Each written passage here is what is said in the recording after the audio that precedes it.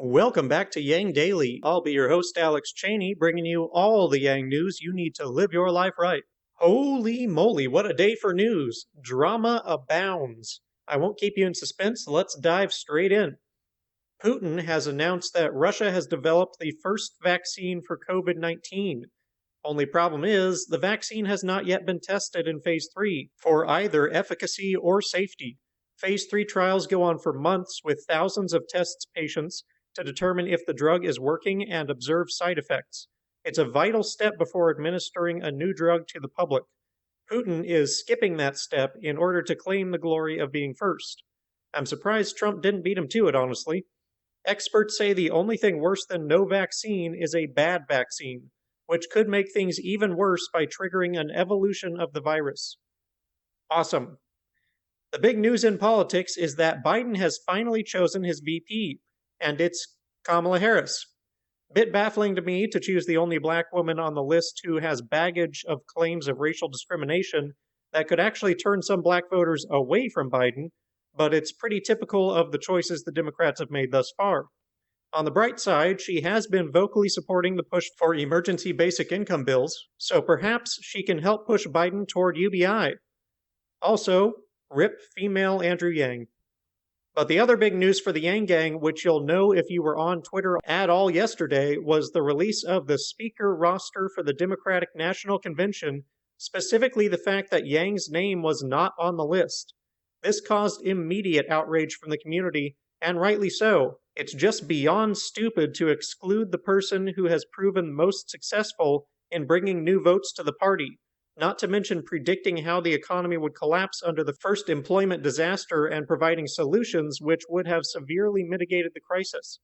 In response, Yang said, quote, "I've got to be honest, I kind of expected to speak," followed by the joke, "Maybe I endorsed against one too many incumbents," end quote.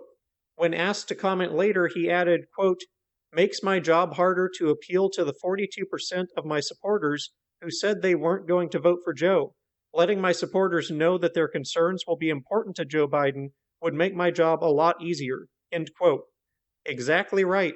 The Yang Gang has a lot of radicals and Republicans who are on the fence about the upcoming election, and as past polls have proven, Yang is the most capable of swaying those votes. Moves like this from the DNC are the exact opposite of common sense. Naturally, the gang immediately began trending #LetYangSpeakDNC, which quickly rose to prominence. What's great is that it wasn't just us speaking out. A large number of huge names with hundreds of thousands of followers also retweeted their ardent frustration with the DNC for excluding Yang, including Ro Khanna, Crystal Ball, Sagar Enjeti, No Dim Left Behind, Meghan McCain, Jeff Greenfield, Dave Weigel, David Schuster, Charles Payne, Anthony Scaramucci, Ted Lieu, Liz Smith, Pete Buttigieg's own communication director, and Emma Vigeland of the Young Turks. Even Fox News reported on it, and reporter J.D. Durkin wrote an article calling out the DNC. It was pretty awesome, and they all gave a lot of credit to Yang as an important voice for his ideas and accomplishments. You can check out all the tweets in the links. A petition was also started, but soon proved unnecessary as one, then two reporters announced that they had been told Yang would be added to the roster. It hasn't been officially announced last I checked, but the DNC did also say that their initial roster was only preliminary and open to modification. Never doubt the Yang Gang. Props to all who contributed. A new video from Outfront CNN reports on the rash of USPS mail delivery issues cropping up around the country since Trump's appointment of his lackey to Postmaster General.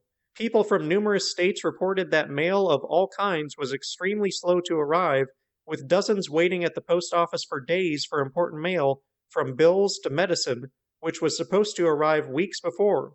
Interviewed postal workers also reported that trucks had been going out empty despite the backlog. DeJoy is just the most recent of a pattern of appointments by Trump who have no experience or qualifications for the position they are given, and who have often been publicly hostile toward the agency over which they are given stewardship. One could almost think it intentional sabotage. This is a problem that absolutely must be addressed and fixed before the election, lest it play right into the potential doomsday scenario of Trump attempting to remain in office after losing the election, claiming the results fraudulent. The Huff Foundation has put all of Gerald Huff's video arguments for UBI on a website now, in an elegant format, good resource for using to convince people, link below. The Economic Security Project, who you should be following by the way, put out a great graphic today showing that half of unemployed and not retired Americans are not being helped by UI, making a very clear case for why we should do universal aid. Bookmark it and share it. Finally, the first Fireside Chat with Yang has concluded. Sorry to report there was no fire in the background and no armchair, just a printer and a creepy little rocking chair. Still, it was a good conversation. Yang said that he thinks the best thing we can do for the movement is to support humanity-forward candidates, and that Joe Biden is the play to pave the way for our policies, whether in the Biden administration itself or through a Yang run in 2024, as well as that he considers democracy reform to be on about equal importance with UBI. Donna, Erica, and Blair also gave rousing speeches. Check it out below.